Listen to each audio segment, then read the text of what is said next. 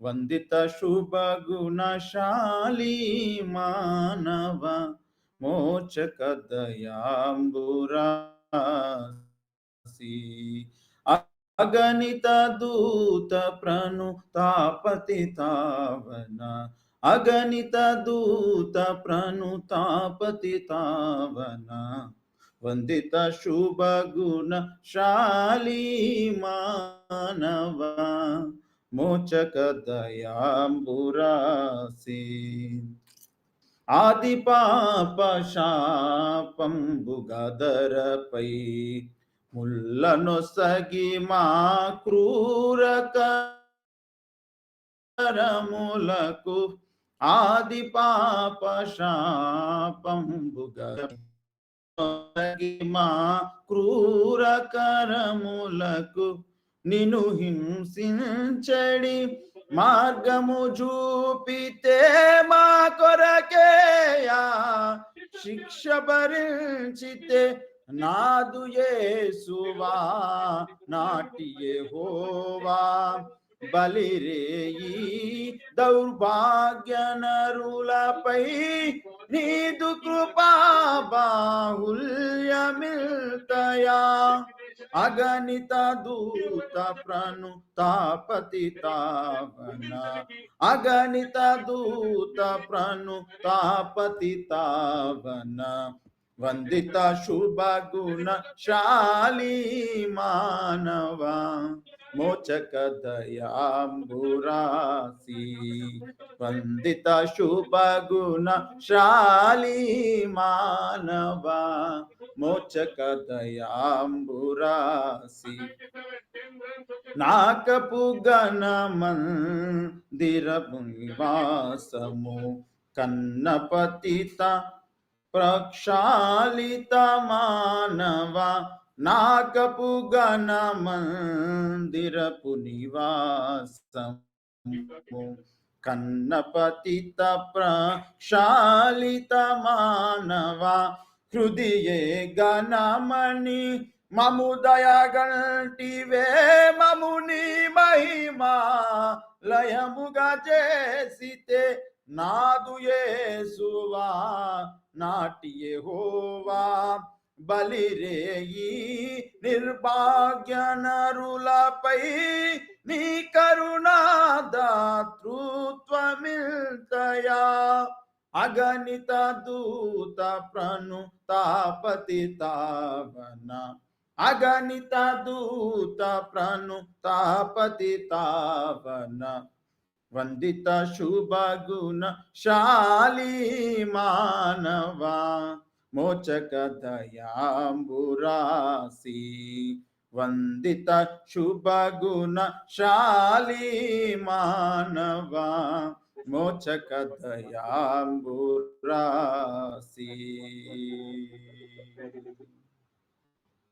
Hallelujah hallelujah. Praise to the Lord. Praise God. Hallelujah, hallelujah. దేవుడు మనల్ని ఎంతో ప్రేమిస్తున్నాడు. నా వాయిస్ బ్రేక్ అవుతుందా? అవునన్నా, ఇంటర్నెట్ బ్రేక్ అవుతుంది. మీ సిగ్నల్ కొంచెం వీక్ ఉన్నట్టు ఇక్కడ కూడా బ్లర్ అవుతుంది మీ వీడియో.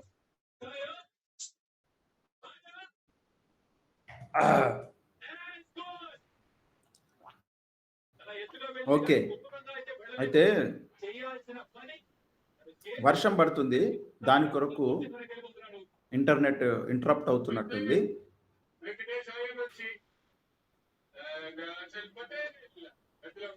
ఇప్పుడు ఓకేనా లేదా?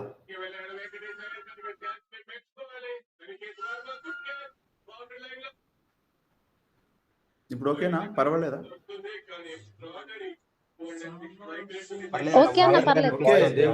కొంచెం బ్లర్ అవుతుంది వీడియో బ్లర్ అవుతుంది. అయితే సిగ్నల్ సరిగ్గా లేదు, వర్షం పడుతున్నట్టుంది. ఎట్లా మరి?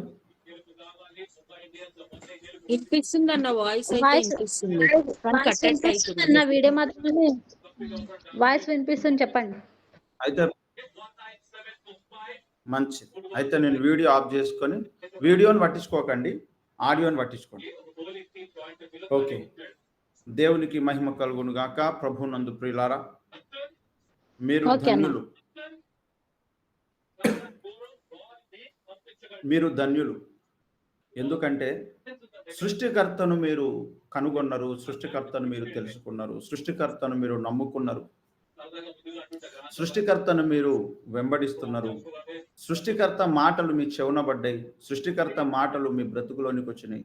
సృష్టికర్త మన గృహంలోనికి వచ్చేసాడు. ఎందుకంటే మనం పిలిచాము, ఆయన వచ్చాడు. కాబట్టి మనము ధన్యులం, మనము ధన్యులం, మనము ధన్యులం. అందరు చెప్పుకోండి, నేను ధన్యుణ్ణి, నేను ధన్యుణ్ణి. మా కుటుంబం ధన్యము, మా ఇల్లు ధన్యం, మా జీవితం ధన్యం. బికాజ్ ఆఫ్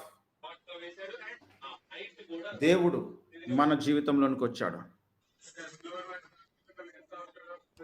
హల్లెలూయా, హల్లెలూయా, హల్లెలూయా, హల్లెలూయా, హల్లెలూయా, హల్లెలూయా, హల్లెలూయా, హల్లెలూయా, హల్లెలూయా, హల్లెలూయా. దేవుడు మన జీవితంలోనికి వచ్చాడు, మనం ధన్యులం. మన కుటుంబంలోనికి వచ్చాడు, మనం ధన్యులం. మన హృదయంలోనికి వచ్చాడు, మనం ధన్యులం. హల్లెలూయా, హల్లెలూయా, హల్లెలూయా, హల్లెలూయా, హల్లెలూయా, హల్లెలూయా. God came into our heart, God came into our house.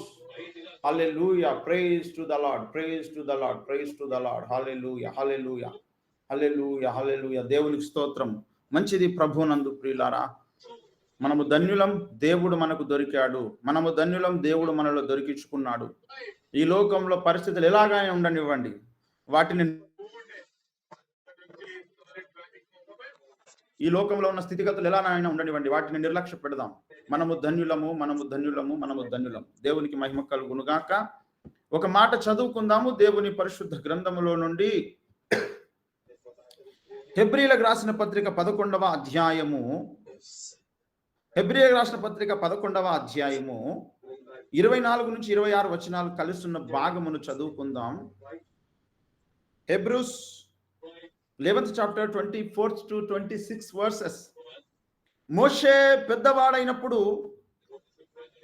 విశ్వాసమును బట్టి ఐగుప్తు ధనము కంటే క్రీస్తు విషయమైన నింద గొప్ప భాగ్యమని ఎంచుకొని అల్పకాలము పాప భోగం అనుభవించుట కంటే దేవుని ప్రజలతో శ్రమ అనుభవించడం మేలని యోచించి ఫరో కుమార్తె యొక్క కుమారుడని అనిపించుకొనుటకు ఒప్పుకొనలేదు. ఎలయనగా అతడు ప్రతిఫలముగా కలగబోవు బహుమానమునందు దృష్టి ఉంచెను. చదవబడిన లేఖనం మన వెనుకలో దేవుడు దీవించును గాక. ప్రార్థించుకుందాం. కృపగల తండ్రి, దయగలిగిన దేవ, దయమైన కరుణమైన స్తోత్రం. నాతో మాతో మీరు మాట్లాడండి, దిగిరండి ప్రభా. మమ్మల్ని దర్శించండి, కనికరించండి, కృప చూపండి, సహాయం ఇచ్చండి తండ్రికి స్తోత్రం ప్రభా. ఈ ప్రార్థనలో ఎవరైతే జైన్ అయ్యారో వారందరినీ మీరు దర్శించండి, అందరితో మీరు మాట్లాడండి, అందరినీ కనికరించండి. నీ దాసుని మరుగు చేసి మీరు కనబడండి, నీ రక్తంతో కడిగి శుద్ధి చేయండి. నీ స్వరము ప్రతి ఒక్కరికి వినబడును గాక తండ్రి. నీ శక్తి ప్రతి ఒక్కరికి రిలీజ్ అవునుగా. మీరు దిగి వచ్చి నాతో మాతో మాట్లాడి నడిపించి వాడుకొని మహిమ పొందండి. వందనాలు స్తోత్రాలు చెల్లిస్తూ సకల ఆటంకములు అయిపరుస్తూ యేసునామములో ప్రార్థించి వేడుకున్న పరమ తండ్రి, ఆమేన్. ప్రభునందు ప్రియులారా, మోషే ఫరో మనుమడుగా ఎంచబడ్డాడు. ఆ కుటుంబంలో పుట్టనప్పటికీ తన తల్లి తన అక్క చేసిన ఉపాయమును బట్టి మోషే పుట్టగానే తన తల్లి తన ప్రాణాన్ని రక్షించడం కొరకు ఒక బుట్టలో వేసి నీళ్ళ మీద వదిలిపెట్టినప్పుడు ఆ నీళ్ళ మీద కొట్టుకుంటూ వెళ్ళి ఫరో కుమార్తెకు దొరుకుతాడు. అప్పటి నుంచి ఫరో కుమార్తె ఈ బాబు కదా, తనకు పాలిచ్చేవారు కావాలి అని చెప్పేసి వెతికినప్పుడు మోషే అక్కనే వెళ్ళి ఈ బాబు కొరకు నేను ఒక పాలిచ్చేట ఆమెను మాట్లాడుకొస్తానని చెప్పేసి తన తల్లిని తీసుకొని పోయి పాలిప్పిస్తుంది. అలా సొంత తల్లి పాలు తాగే ఫరోకు గాని ఫరో కుమార్తెకు గాని తెలియకుండా పెరుగుతాడు మోషే. ఫరో ఇంట్లో ఫరో కుమార్తె యొక్క కొడుకుగా పెరుగుతాడు. దేశ ప్రజలందరికీ తెలిసిన సంగతి ఏమిటంటే మోషే ఫరో మనుమడు అని, మోషే ఫరో కుమార్తె యొక్క కొడుకు అని అందరికీ తెలుసు. ఈ రహస్యాలన్నీ దేవునికి తెలుసు. మోషే తల్లే మోషేకు పాలిచ్చింది. మోషే అక్కనే తనతో చిన్నతనం నుండి అవకాశం కలిగినప్పుడల్లా మరి తనతో మాట్లాడుతుంది. అలాంటి అవకాశం కలిగింది. దేవునికి మాత్రమే తెలుసు మోషే యూదుడని. కానీ ఫరో పగబట్టినటువంటి సమాజములో నుండి ఇతడు పెంచబడ్డాడు, తప్పించబడ్డాడని ఫరోకు తెలియదు, ఫరో కుమార్తెకు తెలియదు. మరి మోషే తల్లికి తెలుసు, మోషే అక్కకు తెలుసు, కానీ వారు చెప్పలేదు, చెప్పరు. మోషే పెరిగి పెద్దవాడైనప్పుడు తనకు తెలిసింది, నేను ఫరో ఎవరి మీదైతే కోపముగా ఉన్నాడో, ఎవరినైతే శత్రువులుగా చూస్తున్నాడో, ఎవరినైతే బానిసలుగా చూస్తున్నాడో అందులో నుంచి వచ్చిన వాడను అని మోషేకు పెద్దవాడైన తర్వాత తెలిసింది. అలా తెలిసిన తర్వాత మోషే మరి సకల విద్య పారంగతుడు, బలవంతుడు, జ్ఞానవంతుడు, శక్తిశాలి. అప్పుడు రాజ కుటుంబములో పెంచబడ్డాడు కాబట్టి రాజులు నేర్చుకోగలిగేటువంటి విద్యలు, చదువులన్నీ మోషే నేర్చుకున్నాడు. తనకు డబ్బు కొదవలేదు, అధికారం కొదవలేదు, బలము కొదవలేదు. ఆరోగ్యవంతుడు, శక్తిమంతుడు, బలవంతుడు, జ్ఞానవంతుడు.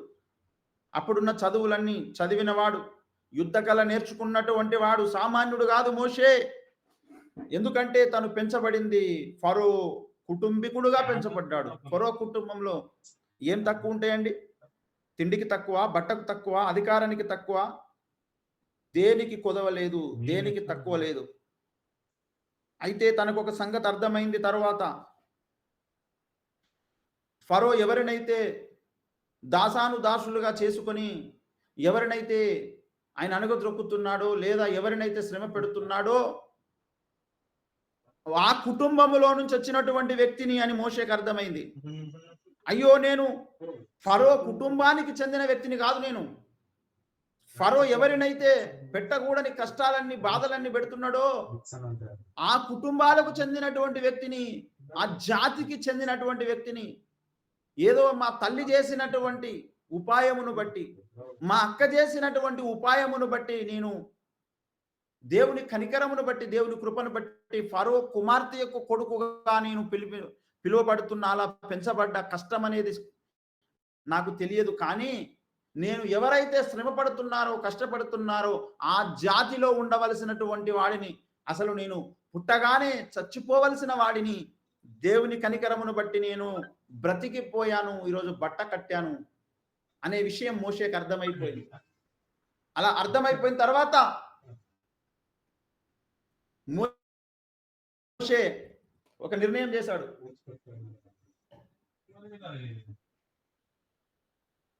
ఏం నిర్ణయం చేశాడంటే, మోషే పెద్దవాడైనప్పుడు 24వ వచనం స్టార్ట్ అవుతుంది. ఏమంటే హెబ్రీ రాష్ట్ర పత్రిక 11:24 స్టార్ట్ అవుతుంది చూడండి.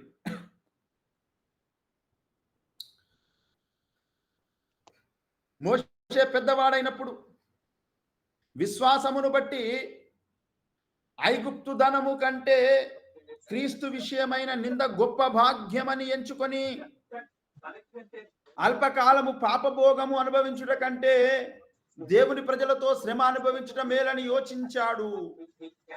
ఫరో కుమార్తె యొక్క కుమారుడని అనిపించుకొనుట ఒప్పుకొనలేదు.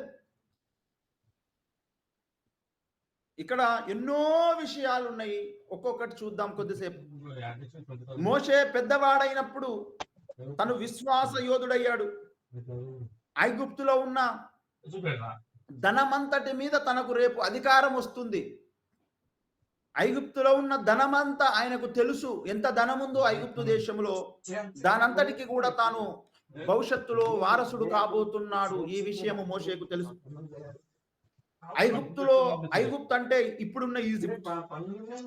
ఆ ఐగుప్తు అప్పుడు బహుధనిక దేశము, గొప్పగా దీవించబడిన దేశము, పేరు ప్రఖ్యాతులు పొందినటువంటి దేశము.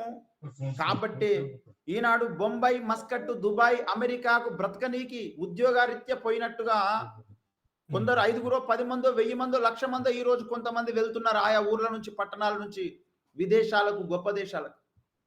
అప్పుడు ఇజ్రాయేలులో ఉన్న 70 మంది ఈ దేశానికి వెళ్ళారు. ఎందుకంటే అక్కడ కరువు లేకుండా మనము పోషించబడవచ్చును. అక్కడికి వెళితే మనము పని దొరుకుతుంది, ఆహారం దొరుకుతుంది, మన దేశంలో మనం బ్రతకలేమని అందరూ కూడా ఆ దేశానికి వెళ్ళినటువంటి పరిస్థితి. సంపన్న దేశము, గొప్ప దేశము, అప్పుడు అది దీవించబడిన దేశము ఐగుప్తు దేశము. అలాంటి దేశములో పెరిగాడు మోషే. అక్కడ ఉన్నటువంటి ధనము గొప్ప ధనముగా ఎంచబడింది. అయితే ఐగుప్తు దేశములో ఉన్న ధనం ఎంతైతే ఉందో ఆ ధనమును మించిన మరొక ధనం ఉందట మోషే చెబుతున్నాడు. ఆ ధనము పేరు క్రీస్తు విషయమైన నింద. ఆ ధనము పేరు ఏమిటి? ఆ ధనము పేరు క్రీస్తు విషయమైన నింద. ఇది గుర్తుపెట్టుకోండి. క్రీస్తు విషయమై నిందలు అనుభవించుట ఐగుప్తు దేశము కంటే కూడా, ఐగుప్తు దేశములో ఉన్న ధనము కంటే కూడా గొప్ప ధనము. ఇదే మాట ప్రభువుల వారు ఈ లోకములో ఉన్నప్పుడు యేసుక్రీస్తు మన రక్షకుడు, మన యజమానుడు, మన తండ్రి, మన సహోదరుడు, మన పెద్దన్నయ్య. ఆయన ఈ లోకములో మరియమ్మ ద్వారా ఈ లోకములోనికి వచ్చినప్పుడు ఆయన కొండ మీది ప్రసంగములో, మొట్టమొదటి ప్రసంగములో తెలియజేసిన ఒక మాటను మనము జ్ఞాపకము చేసుకోవాలి. ఏమన్నాడు అప్పుడు ఆయన? నా నిమిత్తము జనులు మిమ్ములను హింసించి, నిందించి, హింసించి మీ మీద చెడ్డ మాటలెల్ల పలుకున్నప్పుడు మీరు ధన్యులు అన్నాడు కదా. మత్తయి సువార్త 5:11 వచనములో నా నిమిత్తము, నా కొరకు జనులు, ఈ లోకములో ఉన్న ప్రజలు మిమ్ములను నిందించినప్పుడు, హింసించినప్పుడు, మీ మీద అబద్ధముగా చెడ్డ మాటలన్నీ పలికినప్పుడు మీరు ధన్యులు, సంతోషించి ఆనందించండి, పరలోకమందు మీ ఫలం అధికమైపోయింది అన్నాడు. క్రీస్తు కొరకు మనము తిట్టులు పడితే, నిందలు పడితే, అవమానాలు పొందితే, హింసింపబడితే, నిందించబడితే మనకు ధనము కలుగుతుంది అన్నాడు. ధనము కలుగుతుంది. ఇలా అనేక మంది పూర్వమందుండిన ప్రవక్తలకు చేశారు. ఆ ప్రవక్తలంతా ధన్యులైపోయారు, ధనికులైపోయారు. అయితే పరలోకమందున్న మన ఫలం అధికమవుతుంది. క్రీస్తు కొరకు మనము నిందలు, హింసలు పడినప్పుడు ఈ విషయము మోషేకు తెలుసు. అందుకు మోషే అంటున్నాడు, ఐగుప్తు ధనము కంటే క్రీస్తు విషయమైన నింద గొప్ప భాగ్యము, గొప్ప ధనము అంటున్నాడు. గొప్ప ధనము అని ఆలోచించుకున్నాడట మోషే. యోచించుకున్నాడట, ఆలోచన చేసుకున్నాడు. అప్పుడు ఆయన ఏమనుకున్నాడంటే, ఈ తక్కువ కాలము, అల్పకాలము, కొద్ది కాలము పాప భోగం అనుభవించుట కంటే ఈ లోకములో ఉన్న ఐగుప్తు ధనమును, ఐగుప్తు సుఖమును అనుభవించితే ఈ కొద్ది జీవితము 60 ఏళ్ళు, 70 ఏళ్ళు, 80 ఏళ్ళు, 100 ఏళ్ళు, 120 ఏళ్ళు, ఎంతో దేవుడిచ్చిన ఆయుష్ అంతా బతికి ఈ అల్పకాలము మానవ జాతి ఆరంభమై క్రైస్తవులు నమ్మేది, బైబిల్ చెప్పేది 6000 ఏళ్ళు. 6000 ఏళ్ళల్లా ఆదాము ఎక్కువ కాలం బ్రతికాడు, 930 ఏళ్ళు. తర్వాత కొంతమంది ఇంకో కొంత ఎక్కువ కాలం బ్రతికారు అందరూ కూడా. కానీ దాదాపుగా మిగతా వాళ్ళందరూ కూడా తక్కువనే బ్రతుకుతూ వచ్చారు. అతి కష్టం మీద ఒక 120 ఏళ్ళు, అతి కష్టం మీద 100 ఏళ్ళు వందేళ్ళు అనేది చిన్న కాలమే కదా. 100 ఏళ్ళు కూడా ఎవరు ఎప్పుడు బ్రతుకుతారో, ఎప్పుడు వెళ్ళిపోతారో తెలియని పరిస్థితి కదా. అలాంటప్పుడు మోషేకు తెలుసు. ఎందుకంటే సకల విద్య పారంగతుడు మోషే. ఈ లోకములో మనుషులు కొద్ది కాలమే బ్రతుకుతారు అని మోషేకు తెలుసు. అందుకే మోషే అంటాడు, కీర్తనలలో 150 కీర్తనలలో మోషే రాసిన కీర్తనలు ఉన్నాయండి. ఏమండి? మోషే రాసిన కీర్తనలు ఉన్నాయి. మోషే రాసిన కీర్తనలు అయితే 91వ కీర్తనలో కనుక మనం ఒకసారి చూస్తే అంటాడు, ఇది మోషే రాసిన కీర్తన, మోషే చేసిన ప్రార్థన ఇది కీర్తనలలో ఇవ్వబడింది. 90వ కీర్తన మొదటి వచనం నుండి 90వ కీర్తన మొదటి వచనం నుండి, ప్రభువా, ఇక్కడ చూడండి, ఇక్కడ మీ బైబిల్లో తీసి చూస్తే ఏముంటదంటే చతుర్థ స్కందము దైవజనుడైన మోసే చేసిన ప్రార్థన. ప్రభువా, తరతరముల నుండి మాకు నివాస స్థలము నీవే, పర్వతములు పుట్టక మునుపు, భూమిని లోకమును నీవు పుట్టింపక మునుపు, యుగ యుగములు నీవే దేవుడవు. నీవు మనుష్యులను మంటికి మార్చుచున్నావు, నరులారా తిరిగి రండని నీవు సెలవిచ్చుచున్నావు. నీ దృష్టికి 1000 సంవత్సరములు గతించిన నిన్నటి వలె ఉన్నవి, రాత్రి అందలి ఒక జాము వలెనున్నవి. వరద చేత నైనట్టు నీవు వారిని పారగొట్టి వేయగా వారు నిద్రింతురు అన్నాడు. ఇది మోషే చేసిన ప్రార్థన అండి. మీరు బైబిల్లో చదివితే పైన ముందు మాటలు ఉంటాయి. ఇక్కడ అంటాడు, నరులారా తిరిగి రండని నీవు సెలవిచ్చుచున్నావు, నీ దృష్టికి 1000 సంవత్సరములు గతించిన నిన్నటి వలె ఉన్నవి.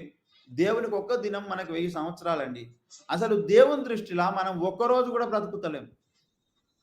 దేవుని దినాలలో మనం ఒక దినం కూడా బ్రతుకుతలేమన్నమాట. ఏమండి, రాత్రి అందలి ఒక జాము వలె ఉన్నవాట మన దినాలు దేవుని దృష్టికి. ఏమండి, అది పరిస్థితి. 10వ వచనం, మా ఆయుష్కాలము 70 సంవత్సరములు, అధిక బలమున్న ఎడల 80 సంవత్సరములగును, అయినను వాటి వైభవము ఆయాసమే, దుఃఖమే, అది త్వరగా గతించును, మేము ఎగిరిపోవుదుము అంటున్నాం. చూసారా, ఇది మోషేకు తెలుసు. మనుషుల యొక్క ఆయుష్, మా ఆయుష్ కాలము 70 ఏళ్ళు, ఒకవేళ ఎక్కువ బలం ఉంటే 80 ఏళ్ళు అన్నాడు. ఏమండి, అలా అన్న మోషే అలా బ్రతికితే కూడా అది వాటి వైభవం అంతా ఎలా ఉంటుందంటే ఆయాసమే, దుఃఖమే. ఫరో మనవడు ఈ మాటలు మాట్లాడి ఫరో మనమనికి ఏం దుఃఖం అండి.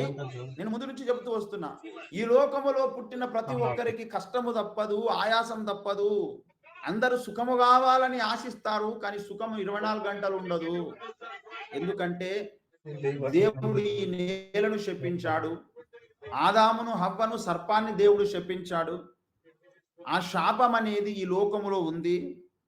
ఈ లోకములో నుండి సంఘాన్ని దేవుడు తీసుకుని వెళ్ళి మహిమపరిచేంత వరకు ఈ శాపం ఈ లోకములో పనిచేస్తుంది. సాతాను మాట మన తల్లిదండ్రులు, ఆది పితరులు విన్నందుకు ఆ శాపం అనేది మరి మనలో పాప నియమముగా ఉన్నది.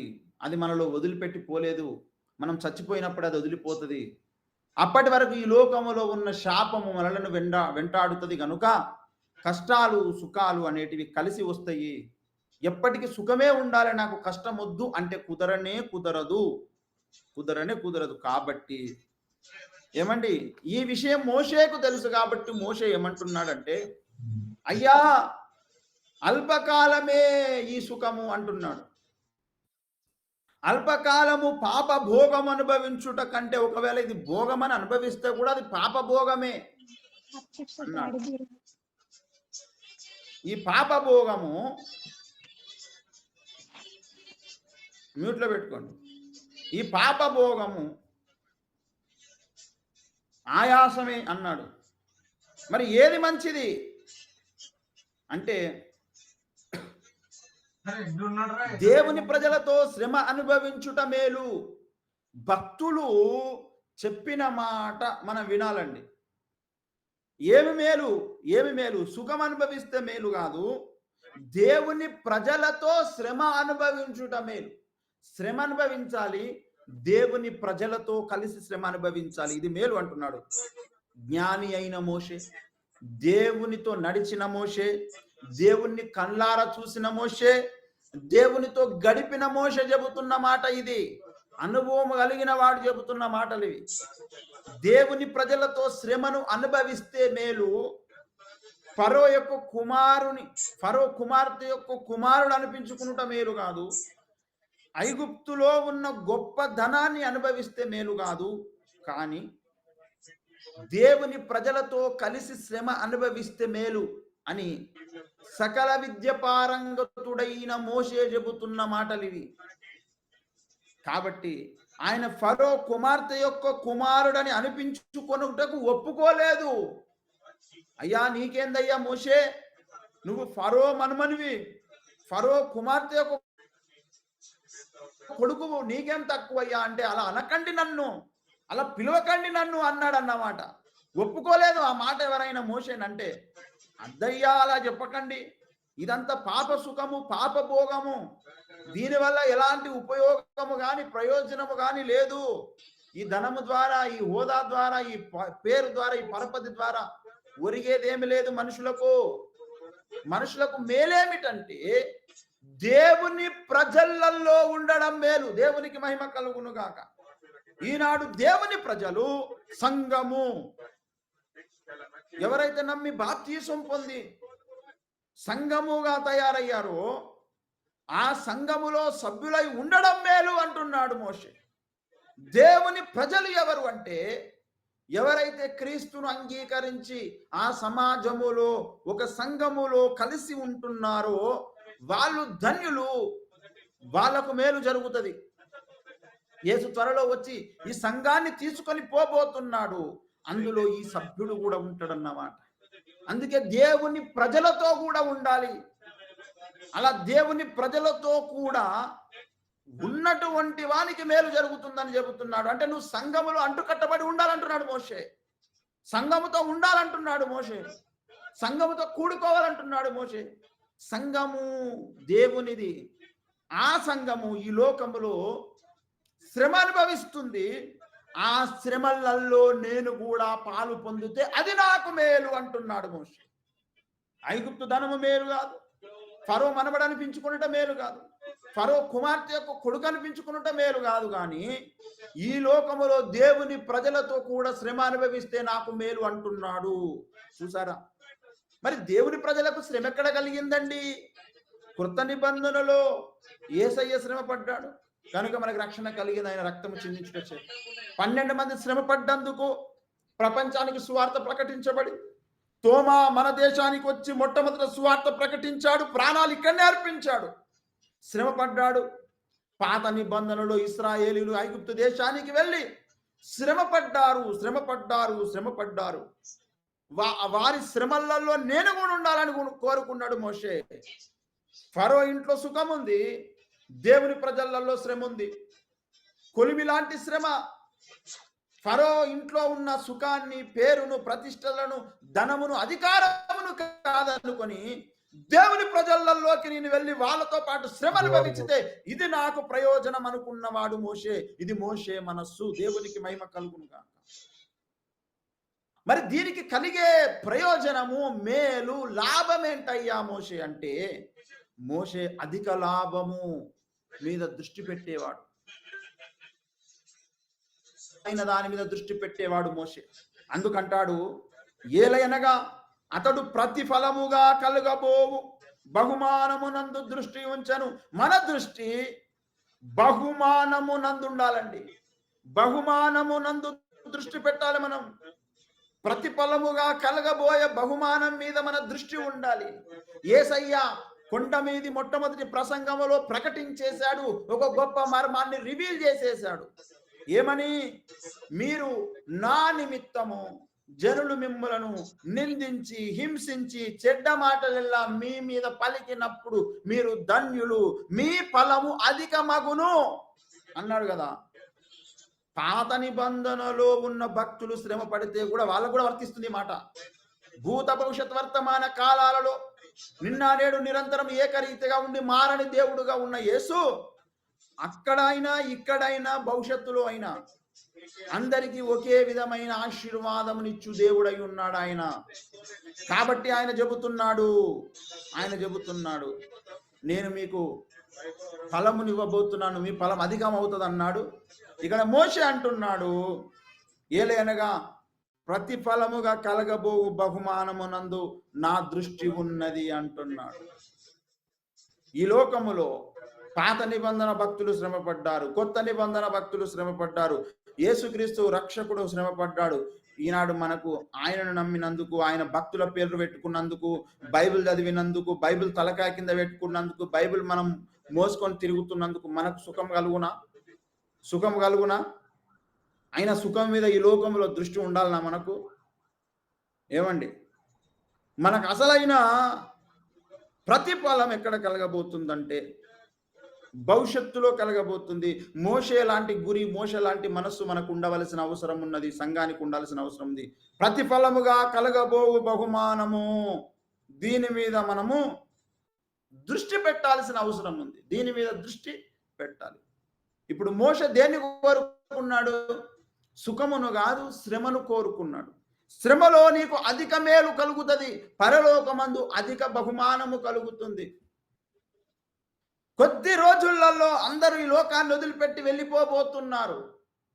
మనమందరం ఇప్పుడు ఇక్కడ ఎట్లయితే కూడికను ఏర్పాటు చేసుకున్నామో, అతి కొద్ది రోజులలో, అతి కొద్ది సంవత్సరాలలో మనమందరం పరలోకములో మన ఎదురుగా యేసుక్రీస్తు ప్రభువు ఉండగా మనమందరము ఆ కూడికలో కూడుకోబోతున్నాం. అప్పుడు మనమందరము కూడా మేలు పొంది ధన్యులముగా ఉండబోతున్నాం. ఈ లోకములో ఎవరు ఎక్కువగా దేవుని కొరకు, దేవుని ప్రజలతో కలిసి నిందలు, అవమానాలు, శ్రమలు అనుభవిస్తారో వాళ్ళు పొందిన శ్రమలను బట్టి, అవమానాలను బట్టి, నిందలను బట్టి ఒక్కొక్కరికి ప్రతిఫలం అనేది ఉండబోతుంది. మనకిచ్చే బహుమానాలలో, ప్రతిఫలాలలో తేడాలు ఉండబోతున్నాయి. నువ్వు దేవుని కొరకు శ్రమపడి నిందలు పడి ఉంటే, నువ్వు 10 సార్లు నిందలు పడి ఉంటే, ఒకరు 50 సార్లు నిందలు పడి ఉంటే, ఒకరు 1000 సార్లు, 100 సార్లు నిందలు పడి ఉంటే, ఆ పడినటువంటి నిందకు ప్రతిఫలముగా బహుమానము పరలోకమందు దేవుడు ఇవ్వబోతున్నాడు. గనక దేవుని కొరకు ఎవరైతే శ్రమ పడ్డారో, నిందలు అనుభవించారో, అవమానం అనుభవించారో, నష్టపోయారో, ఆ నష్టానికి జీతం అనేది పరలోకమందు దేవుడు కొలత కొలిసి ఇవ్వబోతున్నాడు. గనక అక్కడ మనము పొందుకునేటువంటి ధనం అనేది మనము చూసుకోబోతున్నాము. పరలోకమందు దేవుడు ఖచ్చితంగా, నమ్మకంగా, నాశనము లేనటువంటి ధనాన్ని దేవుడు మనకి ఇవ్వబోతున్నాడు. మనం పొందుకోబోతున్నాము. దాని మీద విశ్వాసముతో మోషే ఎదురు చూశాడు. దాని కొరకు ఆయన శ్రమ పడుటకు ఇష్టపడ్డాడు, ప్రాణాలకు తెగించాడు. ఐగుప్తునే కాదనుకున్నాడు మోషే. మోషే ఈనాడు మనకు ఒక రోల్ మోడల్. మోషే లాంటి విశ్వాసం, మోషే లాంటి తెగింపు, మోషే లాంటి జీవిత విధానం, మోషే లాంటి దేవుని మీద నమ్మకం, దేవుణ్ణి అంటి పెట్టుకొని నడవడం అనేది ఈనాడు భక్తులకు, మనకు ఉండాల్సినటువంటి అవసరం ఉన్నది. 27వ వచనంలో అంటాడు, విశ్వాసమును బట్టి అతడు అదృశ్యుడైన వానిని చూచుచున్నట్టు స్థిర బుద్ధి గలవాడై రాజాగ్రహమునకు భయపడక ఐగుప్తును విడిచిపోయెను. ఏమండి, ఐగుప్తును విడిచిపెట్టి వెళ్ళిపోయాడు. అప్పుడు ఐగుప్తు పేరుగాంచిన దేశం, గొప్ప దేశం, ధనిక దేశం. ఎవరైనా బ్రతకనీకి ఐగుప్తుకు వెళ్ళే వాళ్ళు. ఇశ్రాయేలీలంతా అక్కడనే పని చేసుకొని బ్రతుకుతున్నారు, శ్రమ పడుతున్నారు. ఆ ధనిక దేశాన్ని వదిలిపెట్టి వెళ్ళిపోయాడు. పేరుగాంచిన దేశాన్ని వదిలిపెట్టి వెళ్ళిపోయాడు మోషే. మోషే మనకు నేర్పుతున్న పాఠం, దేవుని ప్రజలతో ఉండు, దేవుని ప్రజలతో శ్రమపడు, దేవుని ప్రజలతో కలిసి జీవించు, దేవుని ప్రజలతో ఉండి దేవుని కొరకు నువ్వు జీవించు అనే పాఠాన్ని మోషే మనకు నేర్పుతున్నాడు. ఏమండి, మనము అదృశ్యుడైన వారిని చూడాలి. మన దేవుడు మనకు కనబడడు భౌతిక నేత్రాలకు, అదృశ్యుడుగా ఉన్నాడు. ఆయనను చూస్తూ బ్రతికాడు మోషే. మనము కూడా చూస్తూ బ్రతకాలి ఆయనను. దేవునికి మహిమ కలుగును గాక. స్థిరమైన బుద్ధి మనకు ఉండాలి మోషేలాగా. ఏమండి, ఈ లోకములో మన మీద ఎంతో మందికి కోపం ఉండొచ్చు, ఎంతో మందికి మన మీద పగ ఉండొచ్చు, ఎంతో మందికి మనం అంటే అసహ్యం ఉండొచ్చు, అయిష్టత ఉండొచ్చు. అయినా సరే మనము దేవుని అదృశ్యుడైన వారిని చూచుచున్నట్టుగా మనం చూస్తూ బ్రతకాల్సినటువంటి అవసరం ఉంది. ఈ లోకంలో మోషే అనేకమైన శ్రమలు అనుభవించాడు. మనము కూడా అలాంటి శ్రమలను అనుభవించాల్సినటువంటి అవసరం ఉంది. మెట్టుకు కొన్ని విషయాలు మీతో చెబుతాను. ఏమండి, మోషే పొందినటువంటి శ్రమలు బాల్య దినములోనే నిర్గమాకాండం 2వ అధ్యాయం 1 నుంచి 10 వచనాలలో చూస్తే, మోషే జన్మించినప్పుడు మరి ఐగుప్తు దేశంలో ఫరో హెబ్రీ బాలులందరినీ చంపాలని ఆజ్ఞ జారీ చేసినప్పుడు అసలు అప్పుడే మోషే చచ్చిపోవాలి. ఏమండి, అప్పుడు అతని తల్లి నైలు నదిలో ఒక బుట్టలో పెట్టి వదిలిపెట్టింది. మరి మొట్టమొదట మోషే ఎదుర్కొన్న సంక్షోభం, శ్రమ, ప్రాణాపాయ స్థితి తను చిన్నతనంలో ఉండగానే ఎదురయ్యింది. అది దేవుడు తప్పించాడు మోషేకు. 2వ అధ్యాయం 1 నుంచి 10 వచనాలు మనం చూస్తే ఈ విషయం మనకు కనబడుతుంది. ఏమండి, టక్ టక్ టక్ టక్ కొట్టుకుంటూ వెళ్ళిపో. 1వ వచనం, 2వ వచనం చూడండి అందరూ. ఏమండి, ఇక్కడ చూడండి. ఇక్కడ ఉన్న విషయం ఏంటిదంటే, మోషే పుట్టినప్పుడు అతనికి ప్రాణాపాయం ఎదురైంది. పుట్టినప్పుడే ప్రాణాపాయం. అతనికి పేరు తెలియదు, ఊరు తెలియదు, తల్లిదండ్రులు తెలియదు, అక్కెవరో, సహోదరుడెవరో, దేవుడెవరో ఏమి తెలియదు. అప్పుడే ప్రాణాపాయం ఎదురైంది మోషేకు. ఏమండి, అప్పుడే ఒక ప్రాణాపాయం ఎదురైంది. తరువాత ఆయన 2వ అధ్యాయం 11, 15 వచనాల్లో మనం చూస్తే అతడు ఒక ఐగుప్తీయుని చంపేస్తాడు. అలా చంపిన తర్వాత తనను తాను కాపాడుకోవడానికి మిద్యానుకు పారిపోతాడు. అక్కడ అతడు ఒంటరిగా జీవిస్తాడు. తల్లిదండ్రులు లేరు, తెలిసిన వారు లేరు. మరి మిద్యాను దేశంలో పరవాసి అయిపోతాడు. అతనికి సంబంధం లేని దేశము. ఏమండి, ఒక కొత్త దేశానికి వెళ్ళిపోతాడు, మిద్యాను దేశానికి వెళ్ళిపోతాడు. 2వ అధ్యాయం 11 నుంచి 12 వచనాల్లో మనం చూడగలుగుతాం. ఏమండి, ఆ దినములలో మోషే పెద్దవాడై తన జనుల యుద్ధకు పోయి వారి భారములను చూచెను. అప్పుడు అతడు తన జనులలో ఒక హెబ్రీను, ఒక ఐగుప్తీయుడు కొట్టగా చూచెను. అతడు ఇటు అటు తిరిగి చూచి ఎవడును లేకపోగా ఐగుప్తుని చంపి ఇసుకలో వాని కప్పి పెట్టాను. తర్వాత 15 వరకు 11 నుంచి 15 వరకు. మరునాడు అతడు బయట నడిచి వెలుచుండగా హెబ్రీయులైన మనుషులిద్దరు పోట్లాడుచుండ్రి. అప్పుడు అతడు అన్యాయం చేసిన వాడిని చూసి, నీవేళ నీ పొరుగు వాని కొట్టుచున్నావని అడగగా అతడు, మా మీద నిన్ను అధికారినిగా తీర్పరినిగా నియమించిన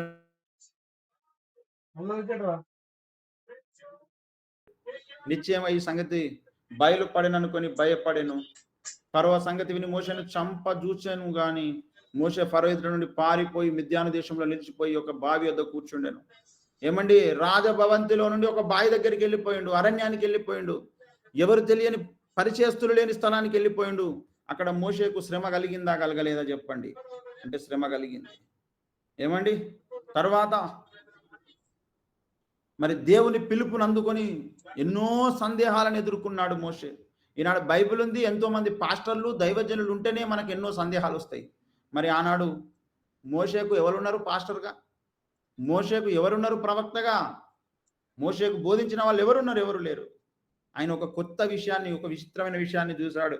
3వ అధ్యాయం 11వ వచనంలో మనం చూస్తే మరి దేవుడు పిలుస్తున్నాడు మోషేను. దేవుడు మోషేను హోరేబు పర్వతంపై మండుచున్న పొదలో నుండి పిలుస్తున్నాడు. ఏమండి, అక్కడ అతనికి ఎన్నో క్వశ్చన్స్ వచ్చినాయి మోషేకు. అందుకు మోషే, నేను ఫరో యుద్ధకు వెళ్ళుటకును ఇశ్రాయేలును ఐగుప్తు నుండి తోడుకొని పోవటకు. ఇక్కడ దేవుడు ఆయనతో మాట్లాడుతున్నాడు, చెబుతున్నాడు అన్నమాట. ఇంకా మనం ముందు నుంచి చూస్తే అనేక విషయాలు అక్కడ బయలుపరుస్తాడు. 4వ అధ్యాయం 10 నుంచి 17 వచనాల్లో మనం చూస్తే దేవుడు మరి పొదలో, మండుచున్న పొదలో దర్శించాడు మోషేకు. దర్శించి ఒక పేద, ఆయన ఎక్కడి నుంచి అయితే పారిపోయి వచ్చాడు, నువ్వు అక్కడికి పోవాలంటాడు దేవుడు. ఆల్రెడీ అక్కడ భయమయ్యే ఫరోకు ఇతడు ఒక వ్యక్తిని చంపాడనే విషయం తెలిసే భయపడి పారిపోయి వస్తే దేవుడు అంటున్నాడు, నువ్వు ఎక్కడికైతే భయపడి పారిపోయి వచ్చావు నువ్వు అక్కడికి వెళ్ళాలంటాడు దేవుడు. ఎంత కష్టం, ఎంత బాధ. ఏమైంది, అర్థమైందా? దేవుడు చాలాసార్లు మనకు నచ్చని విషయాలు చెప్తాడండి, కానీ అందులోనే గొప్ప ఆశీర్వాదం ఉంటుంది. మనకు నచ్చదండి, మనం భయపడే విషయాలే కొన్నిసార్లు దేవుడు చేయమంటాడు. మన నుంచి కాని పనే దేవుడు కొన్నిసార్లు నువ్వు చెయ్యే అంటాడు. ఏమండి, తర్వాత ఏమండి, ఫరోతో యుద్ధం అయింది కదా, ఫరో దగ్గరికి వెళ్ళి ఇశ్రాయేలుల పక్షంగా దేవుడు మాట్లాడమంటాడు. మనము 7వ అధ్యాయం 12 వరకు మనం చూస్తే అక్కడ అనేక విషయాలను మనం చూస్తాం. ఇశ్రాయేలులను వదిలిపెట్టు ఓ ఫరో, దేవుడు వీళ్ళని తీసుకొని వెళ్ళమన్నాడు, నువ్వు వీళ్ళని వదిలిపెట్టాలి అని చెబుతాడు. ఒప్పుకుంటాడా? 7:12 ఏమండి ఒప్పుకుంటాడా? ఫరో ఒప్పుకుంటాడా? అప్పుడు ఫరోతో ఎన్నో సార్లు తను మాట్లాడాల్సి వచ్చింది. దాదాపు ఒక 10 అద్భుతాలు దేవుడు అక్కడ చేశాడు ఫరో దగ్గర. ఈగలను, జొర్రిగలను, కప్పలను వీటన్నిటిని దేవుడు రప్పించాడు. ఏమండి అక్కడ ఎంత భయానకమైన పరిస్థితి ఉండే. ఏమండి అక్కడ ఫరో యొక్క హృదయం కఠినమైపోతుంది, పోనీయడు. కానీ మోషే మాత్రము ఫరోతో ఒక యుద్ధమే చేస్తున్నాడు. లేదు పెట్టాలి, ఇది దేవుని మాట అని అక్కడ ఫైటింగ్ చేస్తున్నాడు ఫరోతో. ఇకపోతే మరి వీళ్ళను మరి తోలుకొని ఎట్టకేలకు తోలుకొని ఎర్ర సముద్రాన్ని చీల్చి మరి వెళుదామంటే నీళ్లు లేవు, అన్నము లేదు అనే ఒక సమస్య ఎదురైంది ఇశ్రాయేలీయులందరి కొరకు. 10 మందా 20 మందా? ఇంట్లో ఉన్న నలుగురికి భోజనం పెట్టనీకే 30 తిప్పలు పడుతున్నాం మనం. లక్షల మందికి నీళ్లు, లక్షల మందికి ఆహారం లేదు. వాళ్ళకి ఎట్లా ఇప్పుడు వాళ్ళ కడుపు నింపేది, వాళ్ళ ఆకలి తీర్చేది ఎట్లా? దాని కొరకు ఎంతో మదన పడాల్సి వచ్చింది. దేవుడు మాట్లాడి మరి మెరీబా నీళ్ళ దగ్గర దేవుడు అద్భుతాలు చేశాడు. ఏమండి కోపం వచ్చి అనకూడని ఒక మాట కూడా అన్నాడు మోషే. అందుకు నువ్వు కనాను చేరవు మోషే, నువ్వు పలకకూడని ఒక మాట పలికావని చెప్పేసి దేవుడు ఆయనతో అంటాడు. 20వ అధ్యాయం 2-13 వచనాల్లో మనం చూస్తే ఏమండి తర్వాత తన సగం జీవితము 40 సంవత్సరాలు అడవిలో గడిపాడండి మోషే. అడవిలో గడిపాడు. 40 సంవత్సరాలు తిరిగాడు అడవంతా. అతడు ఒక్కడే కాదు, లక్షల మందిని వెంటేసుకొని తిరిగాడు. లక్షల మందిని వెంటేసుకొని. ఐగుప్తు సుఖం కలిగే జీవితంలో ధనము కలిగి లేడు. అందరితో పాటు శ్రమను అనుభవించాడు మోషే. ఏమండి కనుక మోషే జీవితంలో శ్రమలు వచ్చాయా? కష్టాలు వచ్చాయా? బాధలు వచ్చాయా? వచ్చాయి. ఈనాడు మోషే అనే పేర్లు పెట్టుకుంటున్నారండి చాలా మంది. బోలెడు మంది, వేల మంది, లక్షల మంది, కోట్ల మంది మోషే అనే పేరు పెట్టుకున్నారు. ఎందుకు పెట్టుకున్నారు? దేవుని కొరకు ఒక గొప్ప ధన్య జీవితాన్ని జీవించాడు మోషే. మరి తన ధన్య జీవితంలో శ్రమలు ఉన్నాయా? ఉన్నాయి. కష్టాలు ఉన్నాయా? ఉన్నాయి. ప్రాణాపాయం ఉందా? ఉంది. ఇబ్బంది ఉందా? ఉంది. అవమానం ఉందా? ఉంది. నిందలు పడ్డాడా? పడ్డాడు. కష్టాలు పడ్డాడా? పడ్డాడు. దుఃఖపడ్డాడా? పడ్డాడు. ఏమండి అలాంటి జీవితం పేరు పెట్టుకుంటే సరిపోదు. అలాంటి జీవితం మనకు కూడా ఎదురవుతుందని దేవుడు చెప్తున్నాడు. మనకు కూడా అలాంటి సిచ్యువేషన్స్ వస్తాయని చెప్తున్నాడు. మనకు ఉండాల్సిన గురి ఏమిటంటే మోషే లాంటి గురి. నీకు సుఖం ఉండొచ్చు, సుఖాన్ని లెక్కలు పెట్టకు. నాకు కావాల్సింది దేవుని ప్రజలతో కలిసి నేను ఉండడం నాకు కావాలనుకోవాలి. కష్టాన్ని చూడొద్దు, బాధను చూడొద్దు, ఇబ్బందిని చూడొద్దు. నాకు శ్రమనే కావాలి, అందులో మేలు ఉంటది అని నమ్మాలి. దేవుణ్ణి, కనబడిన దేవుణ్ణి చూచుచున్నట్టుగా చూస్తూ విశ్వాసం నేత్రాలతో చూస్తూ బ్రతకాలి. దేవుని ప్రజలతో శ్రమ పడడానికి ఇష్టపడాలి. దేవుని ప్రజలతో నడవాలి. నువ్వు కూడా ముందు నడుస్తావో వెనుక నడుస్తావో దేవుని ప్రజలతో ఉండాలి నువ్వు. గనుక ఈ లోకములో శ్రమ మనకు మేలు కలగజేస్తుంది. మేలు కలగజేస్తుంది కనుక శ్రమల ద్వారా, కష్టము ద్వారానే మనకు జీతం వస్తుంది. సుఖము ద్వారా జీతం ఎవరికి రాదండి. కష్టము పడితేనే ఫలం వస్తుంది. దేవుని కొరకు కష్టపడితేనే మనకు ఫలము, ప్రతిఫలం వస్తుంది. కనుక పరలోకమందు ఎవరు ఎంత సంపాదించుకుంటారో ఈ లోకంలో ప్రతిదినం ఎదురయ్యే శ్రమలను, కష్టాలను బట్టే మనకు జీతం అనేది నిశ్చయించబడుతుంది, నిర్ణయించబడుతుంది.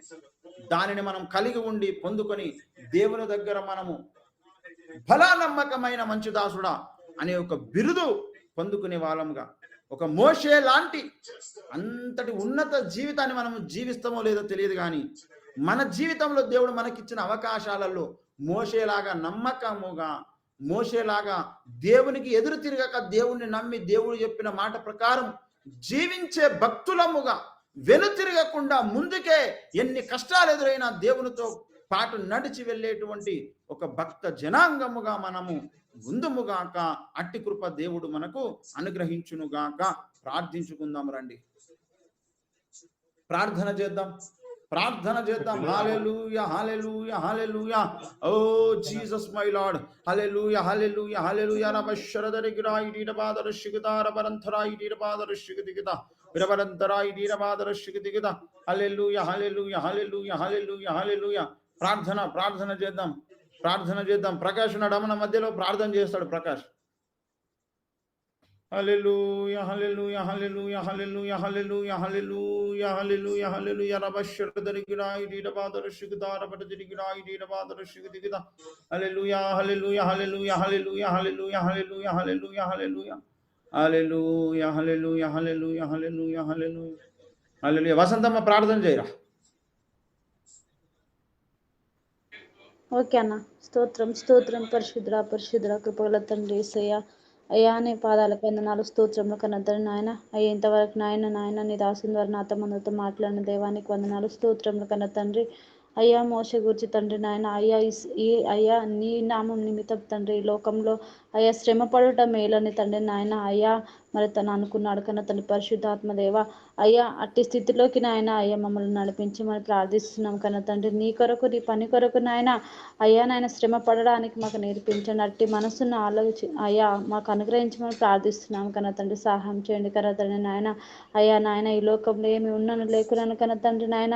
అయ్యా నాయన వేసే పరిశుద్ధాత్మ మా హృదయాన్ని తండ్రి నాయన మా మనసును అన్నిటిని తండ్రి నాయన శ్రమ పడడానికి నాయన అయ్యా ముందే మాకు తండ్రి నాయన అయ్యా దానిని తండ్రి నాయన జీర్ణించుకున్నట్టుకు మీరు అయ్యా ముందే మాకు సహాయం చేయమని ప్రార్థిస్తున్నాం కన్నా తండ్రి. అయ్యా సహాయం చేయండి తండ్రి. అయ్యా పరలోకమందు నాయన అయ్యా నాయన మరి నాయన ఈ భూలోకంలో తండ్రి ఎవరైతే నీ నిమిత్తం తండ్రి నేను అట్టి స్థితిలోకి నాయన మమ్మల్ని అందరిని నడిపించమని ప్రార్థిస్తున్నాను యేసయ్య. అయ్యా మా ముందు నాయన అనేక మంది నాయన అయ్యా మరి నాయన అయ్యా భక్తులను తండ్రి నాయన నీ కొరకు నాయన అయ్యా శ్రమ పడ్డారు యేసయ్య. అయ్యా ఆనాడు తండ్రి నేను పౌలు మొదలుకొని కన్నా తండ్రి నాయన అయ్యా మరి తోమ మొదలుకొని ప్రతి ఒక్కరు నాయన అయ్యా నీ కొరకు శ్రమ పడ్డారు కన్నా తండ్రి. నీ సత్యాన్ని నాయన నీ వాక్యాన్ని విస్తరింప చేయడానికి శ్రమ పడ్డారు కన్నా తండ్రి నాయన. అయ్యా సరి అయిన తండ్రి నాయన అయ్యా తినడానికి ఆహారం లేదు, బట్టలు లేదు కానీ తండ్రి అయ్యా కుటుంబాలను వదిలి నాయన నీ స్వార్థ ప్రకటించడానికి వెళ్ళారు కన్నా తండ్రి. అయ్యా మాకైతే ఇంకా అలాంటి స్థితి లేదు కానీ తండ్రి నాయన అయ్యా మా మనసులో తండ్రి నాయన అయ్యా ముందుకు మీరు పురికొల్పమని ప్రార్థిస్తున్నాం కన్నా తండ్రి పరిశుద్ధాత్మదేవ. అయ్యా మాకు నాయన అయ్యా మా మీదకి ప్రత్యేకంగా దిగి వచ్చి పరిశుద్ధాత్మదేవ అయ్యా నాయన ఇతరులకు నేను సువార్త ప్రకటించడానికి నాయన అయ్యా నీ కొరకు నాయన అయ్యా శ్రమ పడడానికి మాకు సహాయం చేయమని ప్రార్థిస్తున్నాం కన్నా తండ్రి. ప్రతిదినం నాయన అయ్యా మా అందరి పైన నేను మీరు ప్రత్యేకంగా దిగిరండి పరిశుద్ధాత్మదేవ. అయ్యా నీ సత్య వ్యాప్తి కొరకు నాయన అయ్యా ప్రతి ఒక్క బిడ్డలు అనేక బిడ్డలు నాయన అయ్యా ఒక సైనికులలాగా తయారవడానికి మీరు కృప చూపమని ప్రార్థిస్తున్నాను పరిశుద్ధాత్మదేవ నాయన. అయ్యా సకల అంధకార శక్తులన్నింటినీ ఏసునామమున రక్తం ప్రోక్షించి కాల్చి వేస్తున్నాను కన్నా తండ్రి పరిశుద్ధాత్మదేవ. అయ్యా మీరే సహాయం చేయమని అయ్యా నీకే వందనాలు స్తోత్రాలు చెల్లించుకుంటున్నాం కన్నా తండ్రి. నాయన ప్రార్థన విన్న దేవా అయ్యా మీరు ఆమెను పలికిన దేవా నీకు వందనాలు స్తోత్రము కన్నా తండ్రి. ఎంతో అయ్యా ఇక ముందు చేయవు ప్రార్థన అంతట్లో మీరు తోడుండమని యేసుక్రీస్తు పరిశుద్ధమైన నామములో అడిగి వేడుకుంటున్నాను తండ్రి. ఆమేన్. ఆమేన్ ఆమేన్. దేవునికి స్తోత్రం. హల్లెలూయా. భూమి మీద ఉన్న క్రీస్తు సంఘములోని భక్తులంతా